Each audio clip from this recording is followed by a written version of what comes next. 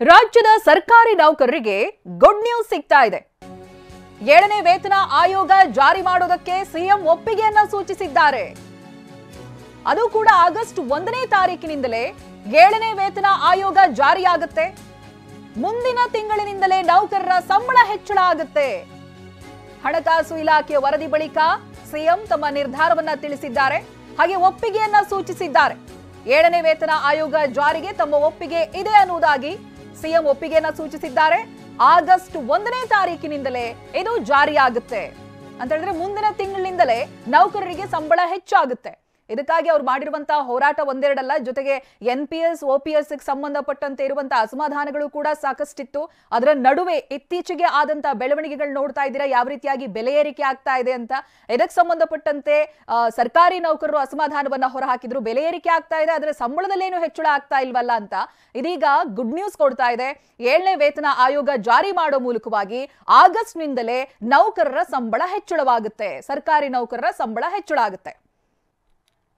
ಕರ್ನಾಟಕ ರಾಜ್ಯದ ಸಮಸ್ತ ಸರ್ಕಾರಿ ನೌಕರರಿಗೆ ಇಂದು ನಡೆದಂತಹ ರಾಜ್ಯ ಸರ್ಕಾರದ ಸಚಿವ ಸಂಪುಟ ಸಭೆಯ ಮಾಹಿತಿಗಳನ್ನು ತಮ್ಮೊಟ್ಟಿಗೆ ಹಂಚಿಕೊಳ್ಳಿಕ್ಕೆ ಬಯಸ್ತೇನೆ. ಬಲ್ಲ ಮೂಲಗಳು ಮತ್ತೆ ಕೆಲವರು ಹೇಳಿರುವಂತಹ ಮಾಹಿತಿಗಳ ಪ್ರಕಾರ ಇಂದು ನಡೆದಂತಹ ಸಚಿವ ಸಂಪುಟ ಸಭೆಯಲ್ಲಿ ರಾಜ್ಯ 7ನೇ ವೇತನ ಆಯೋಗ ಶಿಫಾರಸು ಮಾಡಿರುವಂತಹ 27.50% ವೇತನ ನಿಗದಿಗೆ ರಾಜ್ಯ ಸರ್ಕಾರ ಅನುಮೋದನೆ ನೀಡಿದೆ ಎಂಬತಕ್ಕಂಥ ಮಾಹಿತಿ ಸಿಕ್ಕಿದೆ.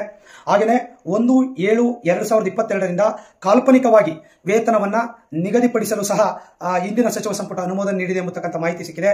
ಹಾಗೂ 1/4/24ರ ಬದಲಾಗಿ ಆರ್ಥಿಕ ಸೌಲಭ್ಯವನ್ನ 1/8/24ರಿಂದ ಜಾರಿಗೆ ಬರುವಂತೆ ಆರ್ಥಿಕ ಸೌಲಭ್ಯವನ್ನು ನೀಡಲು ಸಹ ಇಂದಿನ ಸಚಿವ ಸಂಪುಟ ಅನುಮೋದನೆ ನೀಡುವಂತಹ ಮಾಹಿತಿ ಕೂಡ ನಮಗೆ ಸಿಕ್ಕಿರುವಂತಹ ವಿಚಾರ.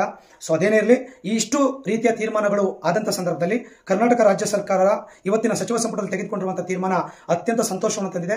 7ನೇ ವೇತನ ಆಯೋಗಕ್ಕೆ ಸಂಬಂಧಪಟ್ಟಂತೆ ಇವತ್ತು ತೆಗೆದುಕೊಂಡಿರುವಂತಹ ತೀರ್ಮಾನಕ್ಕೆ ಸನ್ಮಾನ್ಯ ಮುಖ್ಯಮಂತ್ರಿಗಳಾಗಿರುವಂತಹ ಸಿದ್ದರಾಮಯ್ಯ ಸಾಹೇಬರಿಗೆ, ಉಪಮುಖ್ಯಮಂತ್ರಿಗಳಾಗಿರುವಂತಹ DK ಶಿವಕುಮಾರ್ ಸಾಹೇಬರಿಗೆ, ಹಾಗೆಯೇ ಸಚಿವ ಸಂಪುಟದ ಎಲ್ಲ ಸಚಿವರಿಗೆ, ಹಾಗೆಯೇ ಆರ್ಥಿಕ ಇಲಾಖೆಯ ಉನ್ನತ ಮಟ್ಟದ ಅಧಿಕಾರಿಗಳಿಗೆ, ಇದರ ಜೊತೆ ಕರ್ನಾಟಕ ರಾಜ್ಯ ಸರ್ಕಾರಿ ನೌಕರ ಸಂಘ ಸಾಕಷ್ಟು ಪ್ರಯತ್ನವನ್ನ ಎಲ್ಲ ಜಿಲ್ಲಾಧ್ಯಕ್ಷರು, ತಾಲೂಕು ಅಧ್ಯಕ್ಷರು ಮತ್ತೆ ಸಂಘಟನೆಯ ಎಲ್ಲ ಹಿತೈಷಿಗಳು ಮತ್ತೆ ವೃಂದ ಸಂಘದವರು ಕೂಡ ಸಾಕಷ್ಟು ಶ್ರಮವನ್ನು ಹಾಕಿರೋದಕ್ಕೆ ಅವರೆಲ್ಲರಿಗೂ ಅಭಿನಂದನೆಗಳನ್ನು ಸಲ್ಲಿಸುತ್ತೇನೆ. ಇದರ ಜೊತೆ ಇನ್ನೂ ಉಳಿದಂತಹ ವಿಚಾರಗಳ ಬಗ್ಗೆ NPS OPS ಆಗುವಂತಹ ವಿಚಾರದ ಬಗ್ಗೆ ಇವತ್ತೇನು ಕೂಡ ಚರ್ಚೆಗಳಾಗಿಲ್ಲ. ಹಾಗೆ ರಾಜ್ಯದ ಆರೋಗ್ಯ ಯೋಜನೆ ನೌಕರಿಗೆ ಸಂಬಂಧಪಟ್ಟಂತೆ ಯಾವುದೇ ತೀರ್ಮಾನಗಳು ಇವತ್ತಿನ ಸಭೆಯಲ್ಲಿ ಆಗಿಲ್ಲ. ಈ ಎಲ್ಲ ವಿಷಯಗಳಿಗೆ ಸಂಬಂಧಪಟ್ಟಂತೆ 23ನೇ ತಾರೀಕು ರಾಜ್ಯದ ಸರ್ಕಾರಿ ನೌಕರರ ಎಲ್ಲ ವೃಂದ ಸಂಘಗಳ ಮತ್ತೆ ರಾಜ್ಯ ಕ್ಯಾಡರ್ ಅಸೋಸಿಯೇಷನ್ ಜೊತೆಗೆ ಎಕ್ಸಿಕ್ಯೂಟಿವ್ ಕಮಿಟಿ ಮೀಟಿಂಗ್ ಕೂಡ ನಾವು ಕರೆದಿದ್ದೇವೆ.